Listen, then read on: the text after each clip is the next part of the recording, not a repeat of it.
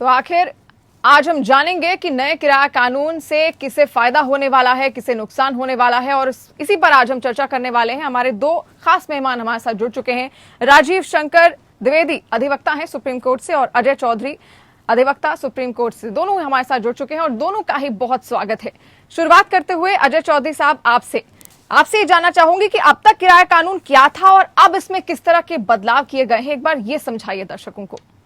देखिए, अब तक जो किराया कानून था उसके अंदर किसी रेंट एग्रीमेंट का लिखित रूप में या मौखिक रूप में होना उसका स्वीकार्य था। अब आज के इस नया कानून में लिखित एग्रीमेंट ही माना जाएगा, और वो एग्रीमेंट भी अगर आप जब तक उसकी इंफॉर्मेशन प्रोवाइड नहीं करते हैं रेंट अथॉरिटी को, तब तक वो वैलिड नहीं माना जाएगा। इसमें दोनों पार्टियों को इन्फॉर्म करना है, रेंट अथॉरिटी को, और अगर लैंडलॉर्ड नहीं इन्फॉर्म करता है रेंट अथॉरिटी को, तो 1 महीने बाद यानी 3 महीने की अवधि में वो टेनेंट भी वो इन्फॉर्म कर सकता है रेंट अथॉरिटी को। इससे इन दोनों पार्टियां बाध्य हैं जो शर्तें उन्होंने रेंट एग्रीमेंट में तय की, जितना उन्होंने अवधि तय की है, जितना उन्होंने किराया तय किया है। तो इस हिसाब से ये पहले वाले जो पहले के कानून है उनसे ये बेनिफिशियल है दोनों के लिए जी। मतलब अगर लैंडलॉर्ड की नजरिए से देखें तो आज वो अवधि निर्धारित होने की वजह से वो उसको खाली करा सकता है अवधि पूरी होने पर, जब तक कि नया कोई एग्रीमेंट ना तय कर लिया जाए, रिन्यू नहीं कर लिया जाए रेंट जी। तो जी बिल्कुल। तो आपने बताया कि किस तरह नए कानून से इसमें आप क्या कुछ बदलाव किए जाएंगे। राजीव साहब भी हमारे साथ जुड़े हुए हैं। राजीव जी, आपके पास आऊंगी। नए मॉडल टेनेंसी एक्ट, आखिर इसका जो मकसद है वो क्या है और वो किस तरह पूरा हो सकता है? देखिए, मकसद तो जो सेक्शन दिया है इतना क्लियर है कि सबसे पहले एक्ट को मॉडल काम करना है जी। ये जो tenancy provision state subject, state को यहाँ अडॉप्ट करना है, तो ये एक लॉ ऑफ इंडिया के लिए दिया गया है। और जिस तरह से फेडरल एक्ट था उसी तरीके से ये भी है, स्टेट्स को यहाँ इसको अडॉप्ट करना होगा जी।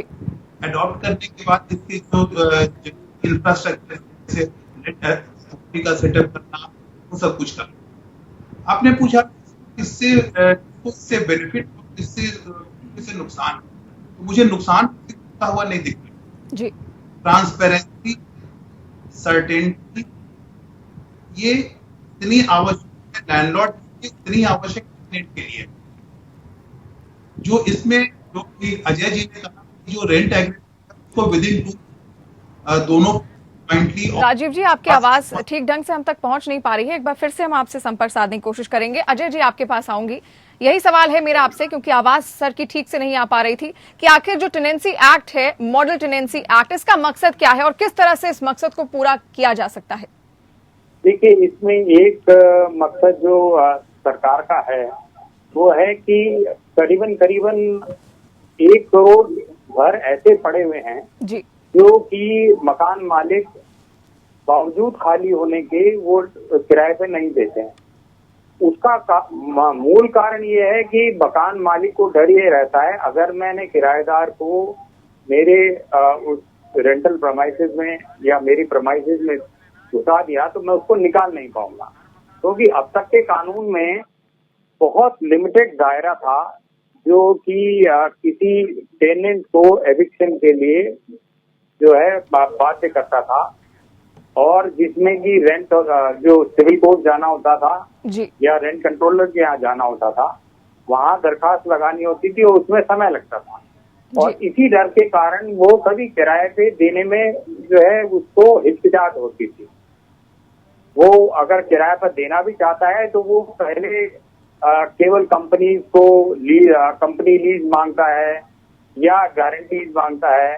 तो ऐसे में जो लैंडलॉर्ड को बहुत ज्यादा मतलब जो सरकार का मेरे हिसाब से जो नजरिया है कि ये जो अनटैप्ड मार्केट है, जो कि क्योंकि रेंटल इनकम जनरेट होगी और 1 करोड़ लोगों को घर मिलेगा, जी उनको रहने के लिए एक तो मतलब कम उसमें रेंट पे, एक मिनिमम रेंट पे या रीजनेबल रेंट पे घर मिलेंगे। जी तो इसके पीछे बहुत बड़ा कारण ये है, और अनसर्टेनिटी खत्म हो, क्योंकि जुडिशियल प्रोसेस में प्रॉब्लम ये है कि अनसर्टेनिटी रहती है कि कब तक ये जुडिशियल वर्डिक्ट आएगा और जुडिशियल वर्डिक्ट आने के बाद में मेरा घर खाली होगा।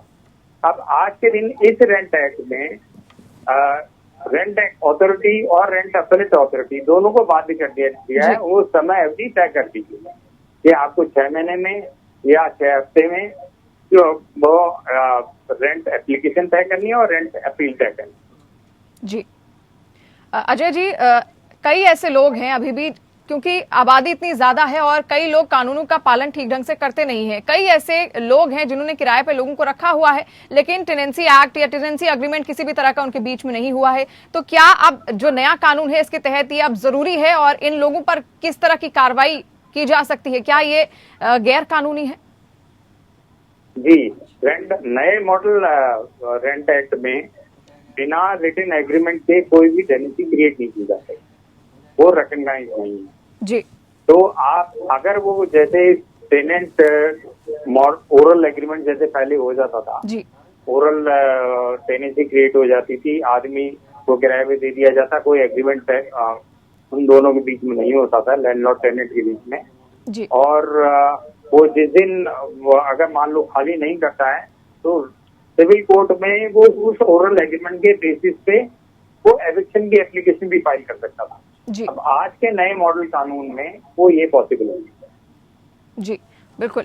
राजीव जी भी हमारे साथ जुड़ गए हैं, और राजीव जी आपके पास आऊंगी। और जिले स्तर पर अब रेंट अथॉरिटी का गठन किया जाएगा, क्योंकि जैसा कि इससे पहले अजय जी ने भी बताया कि कई कानून है ऐसे, माफ कीजिएगा, कई ऐसे केसेस अभी भी पेंडिंग पड़े हुए हैं। तो जो रेंट अथॉरिटी अब जिले स्तर पर जो बनाई जाएगी, इससे कितना फायदा होगा? देखिए, जो रेंट अथॉरिटी का जो कॉन्स्टिट्यूशन की बात हुई है, उसके साथ में एक प्रोसीडिंग के ऊपर टाइम लिमिट भी लगाया गया है। जी एक बहुत इंपॉर्टेंट पार्ट ये है कि इसमें लिखा हुआ है कि 3 से ज्यादा एडजॉर्नमेंट जी किसी भी हालत में इंटायर प्रोसीडिंग में नहीं दिया जाएगा।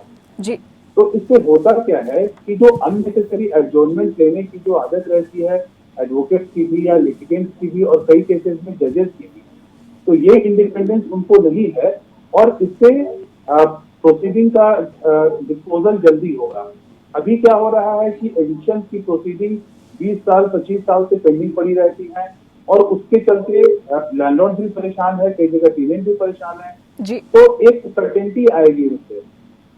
लेकिन सबसे इम्पोर्टेंट ये है कि जो लॉ मतलब कोई भी कानून उतना ही इफेक्टिव होता है जितना उसको इम्प्लीमेंट करने वाले लोग सिंसियर हो, इफेक्टिव हो, और उसको उसके मेन स्पिरिट को वो इम्प्लीमेंट कर रहे हो। जी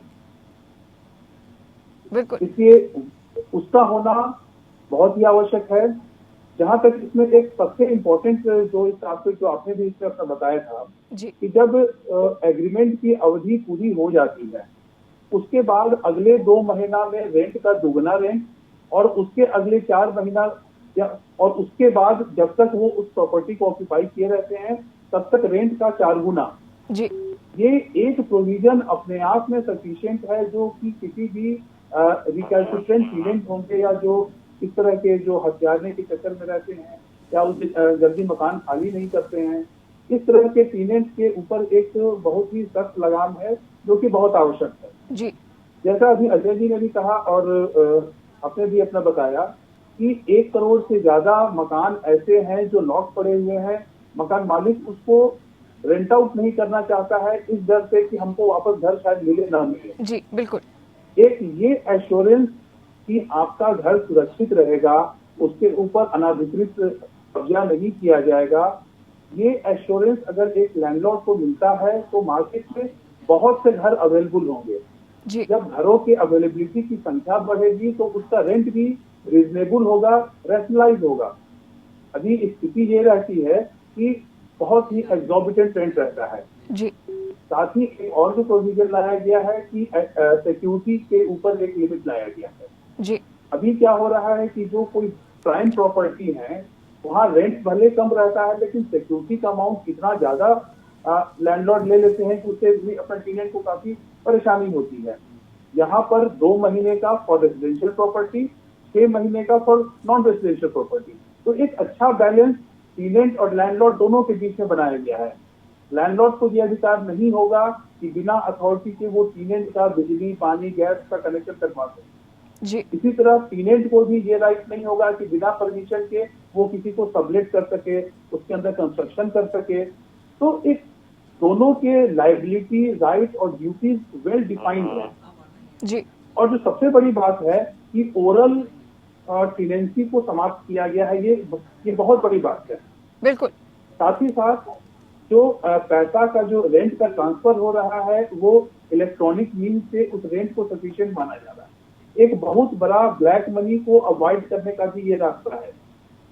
जी जी बिल्कुल। किराए कानून से किसे फायदा और किसे नुकसान, इसी चर्चा के साथ हम आगे बढ़ेंगे। फिर से एक बार तो मेहमान लगातार हमारे साथ खास मेहमान जुड़े हुए हैं। राजीव शंकर द्विवेदी जी हैं, अधिवक्ता सुप्रीम कोर्ट, और अजय चौधरी साहब हमारे साथ जुड़े हुए हैं, वो भी अधिवक्ता सुप्रीम कोर्ट के हैं।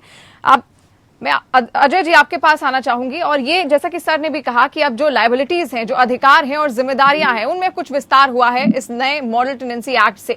अब वो जिम्मेदारियां और अधिकार क्या होंगे इस नए कानून के तहत? देखिए, अधिकार जो है आज के दिन में जी वैसे जो पुराने एक्ट में थे उसमें भी बहुत सारे अधिकार थे, पर इस वाले एक्ट में एक और नई चीज जो इंट्रोड्यूस हुई है वो ये है कि टेनेंट को भी रिपेयर कराने की वो आज के दिन में आजादी है। अगर लैंडलॉर्ड रिपेयर नहीं कराता है, नेसेसरी रिपेयर नहीं कराता है, जो कि एक शेड्यूल में दिए हुए इस एक्ट के आर्टिकल कौन से जो है नेसेसरी रिपेयर, क्योंकि डेली वेयर एंड टियर के इसकी जिम्मेदारी टेनेंट की है, और जो स्ट्रक्चरल अगर कोई रिपेयर आती है बिल्डिंग तो उसकी जिम्मेदारी लैंडलॉर्ड की है जी। और साथ ही साथ इसमें टेनेंट को अधिकार ये होगा कि जब तक लैंडलॉर्ड 1 दिन का 24 घंटे का नोटिस नहीं देगा तब तक वो उसके प्रेमाइसेस में एंटर नहीं कर सकता, जो कि रीजनेबल है, क्योंकि लैंडलॉर्ड की प्रॉपर्टी है, वो इंस्पेक्शन कर सकता है किसी भी अपनी प्रेमाइसेस जिसे कहा जाता है रेंटल प्रेमाइसेस, उस रेंटल प्रेमाइसेस की इंस्पेक्शन करके और वो जानकारी ले सकता है कि भाई अब इसमें और कुछ एनहांसमेंट, इम्प्रूवमेंट करने की आवश्यकता है या नहीं। तो टेनेंट को कई बार ये लगता है कि उनकी जो प्रॉपर्टीज की देखभाल नहीं की जा रही है, छोटी मोटी रिपेयर जो है वो शिकायत करता रहता है लैंडलॉर्ड से, पर वो पूरी नहीं होती है। अब आज के दिन में वो ये कंप्लीट खुद कर सकता है और रेंट में से वो पैसा रिड्यूस करके इन राइटिंग वो लैंडलॉर्ड को दे सकता है जी। और इसमें आप जो लैंडलॉर्ड की जिम्मेदारियां हैं, लैंडलॉर्ड को भी अपकीप करने की जिम्मेदारी है। उस प्रॉपर्टी को हैबिटेबल कंडीशन में रखना है, उसकी जो कॉमन एरिया है उस कॉमन एरिया को उसी तरीके से रखना है जिस तरीके से टेनेंटेड प्रेमाइसेस, मतलब जिसमें कि आदमी इजीली रह सके, हैबिटेबल कंडीशन रहे उसकी और टेनेंट को कोई असुविधा ना हो जी। इसी तरीके से। जैसा राजीव ने बताया कि इस आज के दिन में टेनेंट को किसी तरीके से लैंडलॉर्ड परेशान नहीं कर सकता, जैसे उसकी नेसेसरी इनग्रेस आउटग्रेस यानी आना जाना उसका रोक नहीं सकता, उसकी बिजली पानी नहीं रोक सकता, मूलभूत जो सुविधाएं हैं वो किसी हालत में नहीं रोक सकता। वो रेंट कंट्रोल, अगर कोई दिक्कत है, कोई मिसयूज हो रहा है या कोई वायलेशन कर रहा है टेनेंट, तो वो उसकी जानकारी वो रेंट अथॉरिटी को देगा, rent authority appropriate orders pass कर सकती है। जी राजीव जी, सिक्योरिटी मनी जो है, सिक्योरिटी डिपॉजिट जो है, उसको लेकर काफी मतभेद रहता है अक्सर जो मकान मालिक है और किराएदार है उसके बीच में। पहले इसको लेकर क्या प्रावधान थे और अब जो बदलाव इसमें किए गए हैं, आप किस तरह इनको देखते हैं, किसको कितना फायदा होगा? देखिए, जो स्थिति पहले थी उसमें कोई रेगुलेटेड रेजिम पहले नहीं था जी, तो ये मनमानी थी, लैंडलॉर्ड अपना जितना भी वो अपना ले सके, या फिर अगर मार्केट मार्केट सिचुएशन अगर उतना अच्छा नहीं है तो टीनेंट जो है जितना कम से कम दे सके जी। अब एक उसमें ट्रांसपेरेंसी को लाना एक बहुत ही वेलकम स्टेप है, क्योंकि इससे जो है लैंडलॉर्ड की मनमानी पे भी रोक रहेगा, एट द सेम टाइम उसका जो इंटरेस्ट है वो सुरक्षित रहेगा जी। तो ये एक कंप्लीटली अनरेगुलेटेड रेजिम था जिसके अंदर ये रेगुलेशन और ये कंट्रोल की बहुत आवश्यकता थी, और इससे मेरा मानना है कि किराएदारों को बहुत ही लाभ मिलेगा और साथ ही साथ मकान मालिकों के हित की भी रक्षा हुई रहेगी। जी बिल्कुल। कमर्शियल प्रॉपर्टी और जगह खाली कराने को लेकर अब क्या बदलाव किए गए हैं, क्या खास प्रावधान है अजय जी?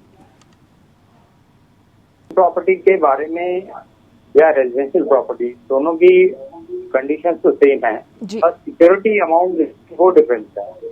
आप कमर्शियल प्रॉपर्टी के लिए मैक्सिमम 6 महीने का किराया तो सिक्योरिटी एज ए सिक्योरिटी रख सकते हैं। बाकी कंडीशंस हैं, चाहे रेजिडेंशियल हो चाहे नॉन रेजिडेंशियल हो, उनके लिए समान है। जी राजीव जी, आपसे जानना चाहूंगी, जैसे कोरोना काल जैसी चुनौतियां हैं और कई ऐसे किराएदार थे जो इस वक्त काफी परेशान हुए, जो मकान मालिक थे उनको पैसा चाहिए था लेकिन उनको किराया नहीं मिल पा रहा था। एक परेशानी उनके लिए भी थी और साथ साथ किराएदारों के लिए कुछ ज्यादा थी। तो ऐसे में जो नया कानून आया है, इसमें इस परिस्थिति से निपटने के लिए, ऐसी स्थितियों से निपटने के लिए क्या प्रावधान है? देखिए, नए कानून में बहुत ही मतलब ये एक नया एस्पेक्ट है जो इसमें ऐड किया गया है, जहां फोर्स मेजर का प्रावधान दिया गया है। इसमें दिया गया है कि जो रेंट पेमेंट का जो कंपल्सन है कि रेंट जो समय समय पे रेंट का पेबल होगा, रेंट वो अपना देना है, उसमें दिया हुआ है कि अगर फोर्स मेजर की अगर स्थिति आई हुई है तो फोर्स मेजर की स्थिति में जो इस एक्ट के जो प्रावधान है उनको उतनी कड़ाई से उसपे एक एग्जेम्पशन अपना लगाया जा सकता है जी। लेकिन इसमें एक और एस्पेक्ट ये है कि जो फोर्स मेजर का जो इसमें अपना दिया है उसमें बाढ़, आग, भूकंप इन सब का जिक्र है, लेकिन पैंडेमिक का जिक्र उसमें मैंने अभी तक कहीं नहीं देखा। जो एक्ट में ये कहता है कि force majeure means a situation of war, flood, drought, fire, cyclone, earthquake और any other calamity caused by nature.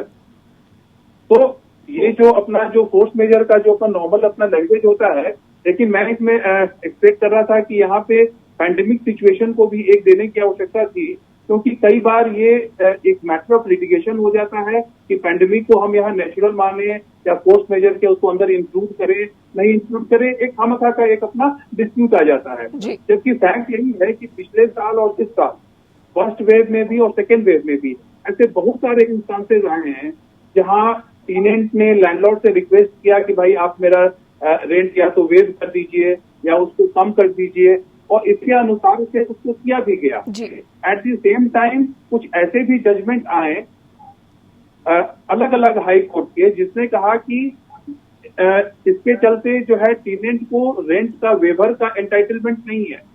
तो ये दोनों तरह की सिचुएशन आए हैं इसमें, लेकिन इस नए लॉ ने फोर्स मेजर का प्रावधान बनाया है, जहां पे अगर फोर्स मेजर की स्थिति है या ऐसी कोई आकस्मिक विपदा की स्थिति जो out of the control of both the parties है अगर, तो वहां पे इसके प्रावधानों में शिथिलता और ढिलाई करके और उस स्थिति को अपना पार किया जा सकता है। इसमें एक ये भी प्रावधान है कि ये फोर्स मेजर का जो एग्जेम्पशन तभी तक रहेगा जब तक ये फोर्स मेजर की स्थिति समाप्त होने के 1 महीना बाद तक।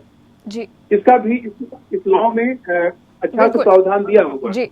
इसीलिए हमने कहा कि ये बिल्कुल ही एक बैलेंस कानून है जो एक समुचित संतुलन लैंडलॉर्ड और टीनेंट दोनों के बीच में बनाता है और हर पॉसिबल स्थिति को इसमें कवर करने का प्रयास किया गया। जी बिल्कुल, समय कम है अजय जी, आपसे सिर्फ 1 मिनट का वक्त है मेरे पास। आपसे जानना चाहूंगी कि रेंट ट्रिब्यूनल बनाने की बात कही गई है, यहाँ पर विवाद निपटारे की जो प्रक्रिया होगी अब वो क्या होगी, और रेंट ट्रिब्यूनल कब कौन व्यक्ति जा सकता है? रेंट ट्रिब्यूनल दोनों टेनेंट और लैंडलॉर्ड दोनों जा सकते हैं जी। और रेंट ट्रिब्यूनल जो सेक्शन 35 में क्लॉज 35 में लिखा है कि रेंट को जितना कोशिश हो सके 60 days from the receipt of the application और अपील उसका निपटारा कर। और अगर अवधि को उनको बढ़ाना है तो उनको एक कारण बताना होगा, इन राइटिंग एक्सप्लेन करना होगा कि भाई इन कारणों से हम जो है 60 दिन के बाद में भी मुकदमे में निपटारा नहीं कर पाए।